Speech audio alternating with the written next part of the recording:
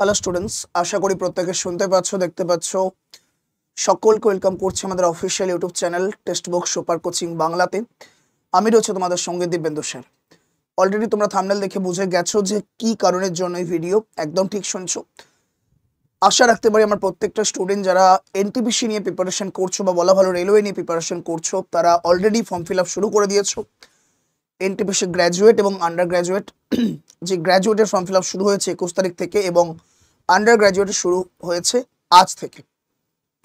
তো এই যে জায়গায় দাঁড়িয়ে একটা কমন মিস্টেক প্রত্যেকের কাছে একটা হয়েই থেকেই থাকে, সেটা ফর্ম ফিল আপ করার সময় হতে পারে, আবার ফর্ম ফিল আপ করার পর যখন অ্যাপ্লিকেশন স্ট্যাটাস আসবে দেখবে বিভিন্ন কারণে কোনো কারণবশত ফর্ম তোমার রিজেক্ট হয়েছে। আবার তোমার CBT 1 CBT 2 এক্সাম দিয়ে দেওয়ার পর যখন তুমি ডকুমেন্ট ভেরিফিকেশনে যাবে তখনও এই প্রবলেম আসতে পারে।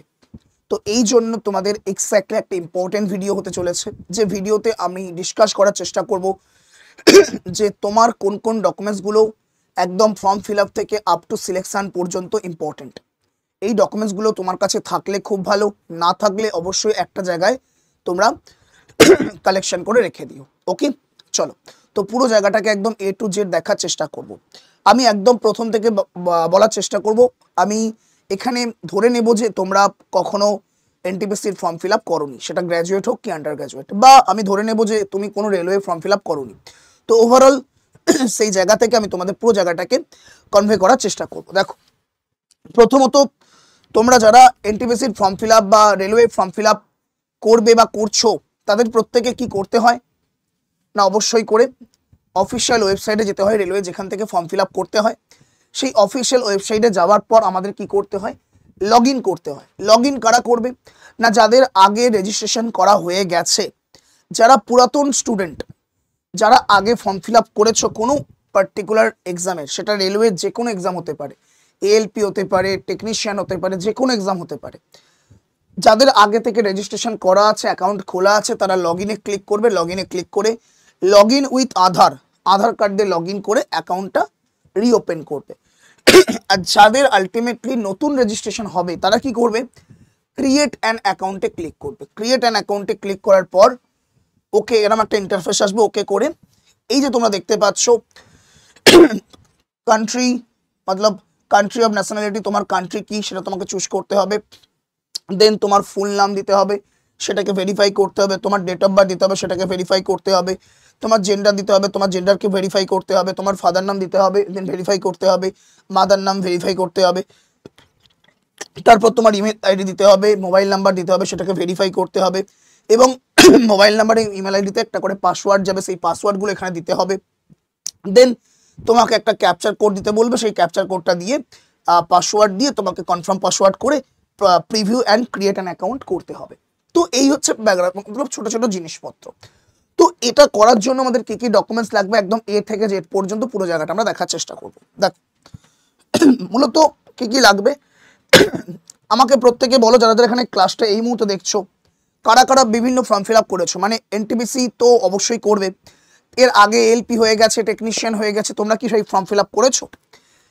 যদি হ্যাঁ তো অবশ্যই হ্যাঁ স্যার বা ইয়েস স্যার, যদি না তো নো স্যার বা না।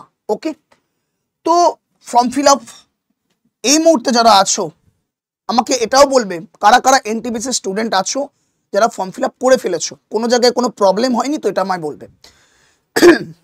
অ্যান্ড যারা নিউ ফ্রেশার আছো তারা অবশ্যই করে মন দিয়ে এই জায়গাটা দেখার চেষ্টা করবে।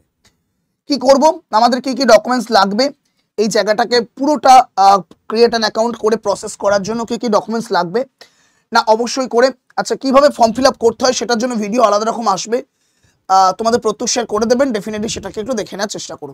ওকে, কি কি ডকুমেন্টস লাগবে স্যার না, আমাদের একটা আধার কার্ড লাগবে। আমাদের একটা আধার কার্ড লাগবে, আধার কার্ড লাগবে। আমি বিশ্বাস রাখতে পারি আমার টোটাল যারা স্টুডেন্ট আছো, ম্যাক্সিমাম বললে ভুল হবে, 100% আমি বিশ্বাস রাখতে পারি প্রত্যেকের আধার কার্ড হয়ে গেছে বা আছে নির্ভুলভাবে। যদি কারো কোনো রকম আধার কার্ডে কোনো ভুল থাকে, ত্রুটি থাকে, সেটাকে যে মিস্টেকটা আছে সেটাকে সংশোধন করিয়ে নিও। নেক্সট একটা ইম্পর্টেন্ট ব্যাপার কি, কমিউনিটি ডিটেলস।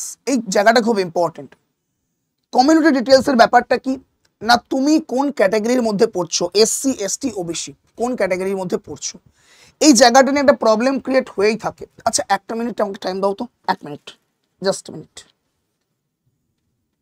চলো, যেটা বলছিলাম যে কমিউনিটি যে পার্টিকুলার ব্যাপারটা, এখানে কিন্তু একটা প্রবলেম হয়েই থাকে।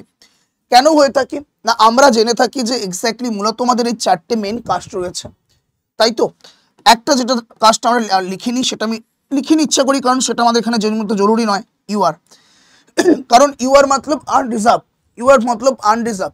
সো এই আনরিজার্ভ ক্যাটাগরির মধ্যে যারা আছো তাদের কোনো রকমভাবে কোনো রকম এখানে জরুরি নয়, মানে তাদের কোনো রকমের কোনো আলাদা করে সার্টিফিকেটের প্রয়োজন নাই, কোনো আলাদা রকম সার্টিফিকেটের কোনো দরকার নেই। অর্থাৎ আনরিজার্ভ মানে সে নিজেই আনরিজার্ভ, সে মতলব নিজেই আনরিজার্ভ, তাদের জন্য কোনো সার্টিফিকেট প্রয়োজন নেই। কিন্তু সার্টিফিকেট কাদের জন্য প্রয়োজন আছে, এদের জন্য, যারা যারা ওবিসি, এসসি, এসটি, ইডব্লিউএস, তাদের জন্য সার্টিফিকেটের প্রয়োজন আছে।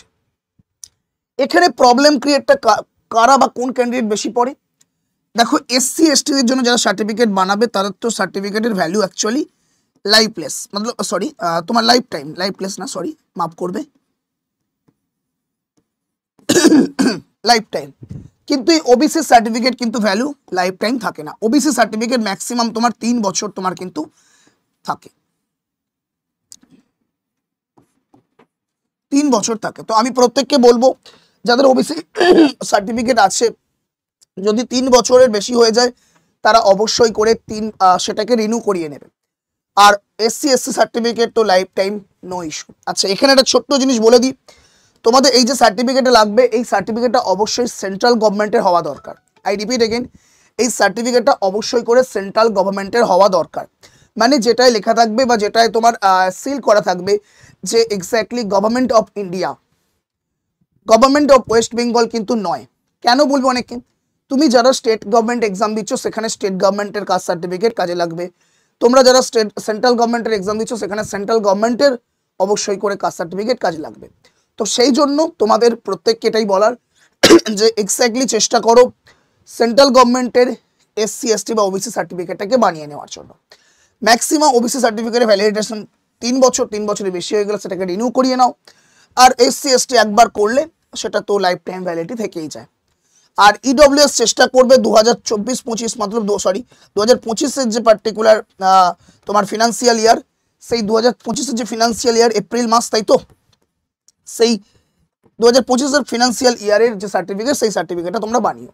আচ্ছা সার্টিফিকেটগুলো কোথায় পাবো, তোমাদের অলরেডি টেলিগ্রাম চ্যানেলে দিয়ে দিয়েছি, আমি আবারও দিয়ে দেবো। এরপরে আমি টেলিগ্রাম চ্যানেলের নাম বলে দিয়েছি, দিব্যেন্দু স্যার _টেক্সটবুক, সার্চ করবে টেলিগ্রামে বা এই ডেসক্রিপশনে লিঙ্ক দেওয়া আছে, ওখানে যাবে দিব্যেন্দু স্যার টেলিগ্রাম বলে দেখবে লেখা আছে, ওখানে লিঙ্কে ক্লিক করবে, ডাইরেক্ট টেলিগ্রামে চলে যাবে।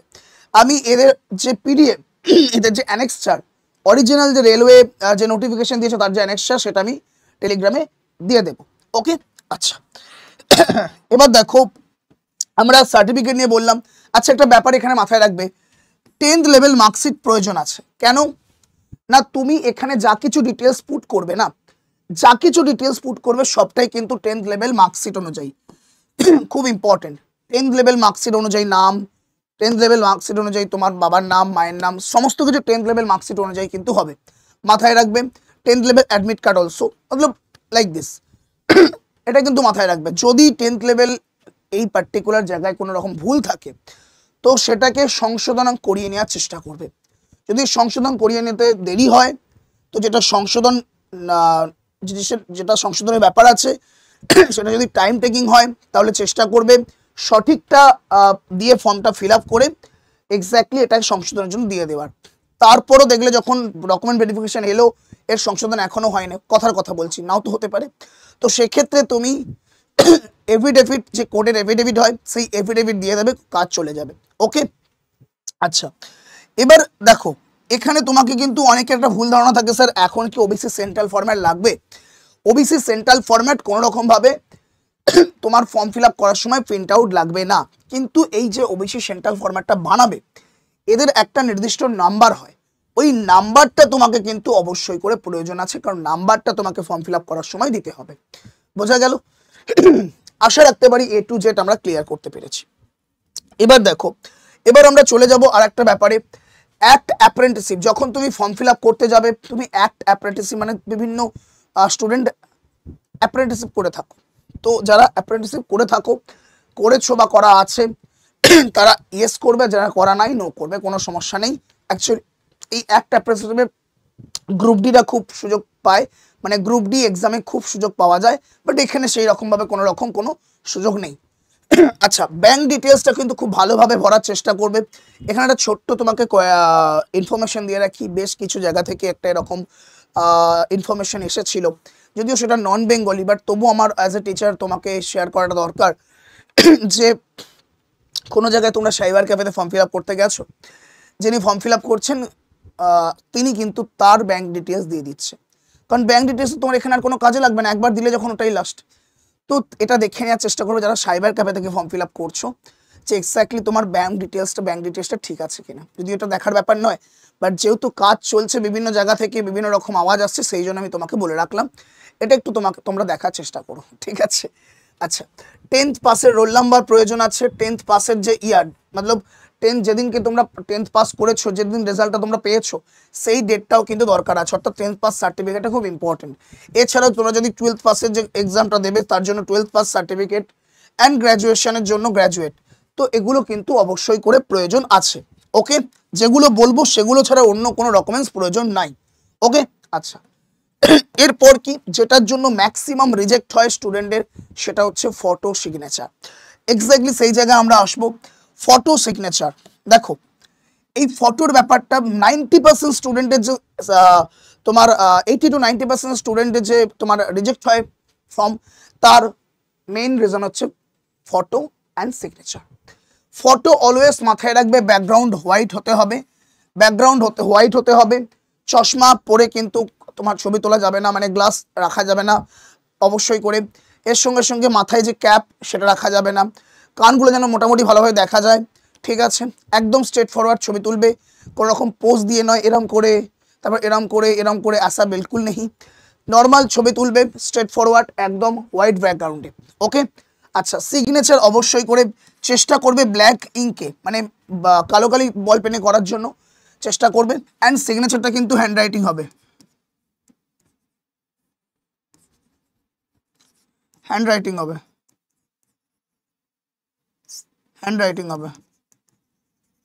সিগনেচার কিন্তু হ্যান্ডরাইটিং হবে, মতলব তুমি যে এক্স্যাক্টলি সিগনেচার হ্যান্ডরাইটিং করছো, সেই হ্যান্ডরাইটিং এর সিগনেচার হবে, মানে একদম ক্যাজুয়াল ভাবে। ওকে, সিগনেচার কখনো কিন্তু এইভাবে হবে না যে DIB ऐसा नहीं। ওকে, একদম হ্যান্ডরাইটিং এক্স্যাক্টলি এইভাবে,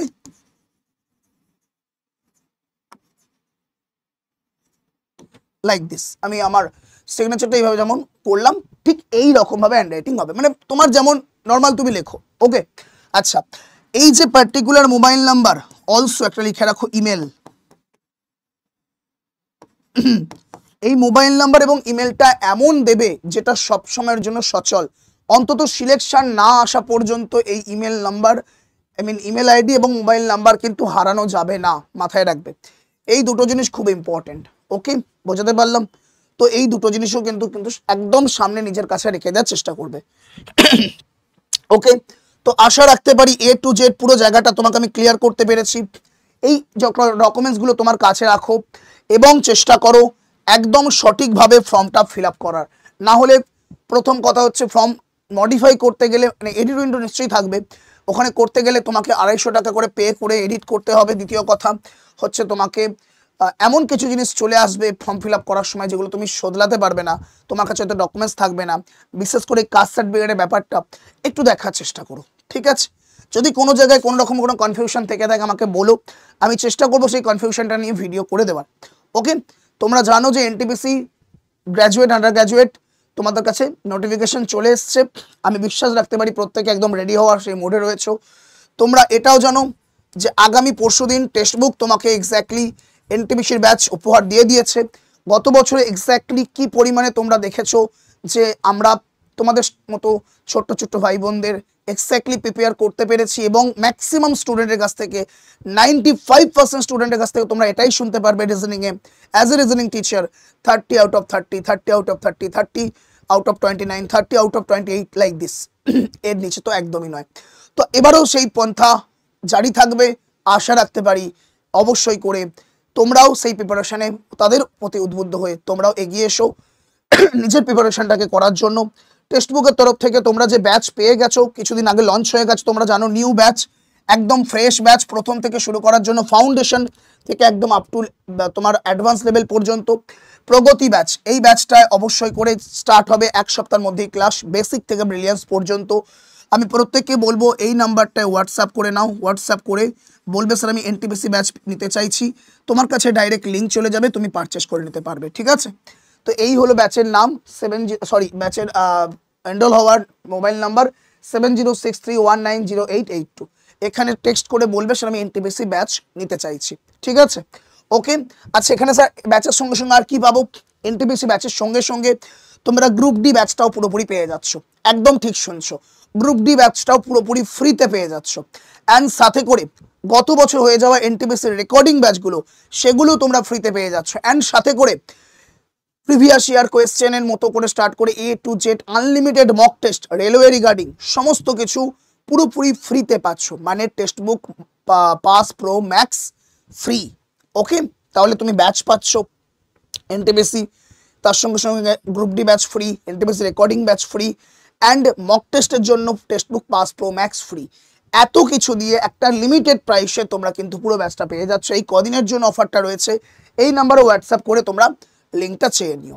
ওকে, সকলে ভালো থেকো, সাবধানে থেকো, সুস্থ থেকো। থ্যাংক ইউ সো মাচ, জয় হিন্দ।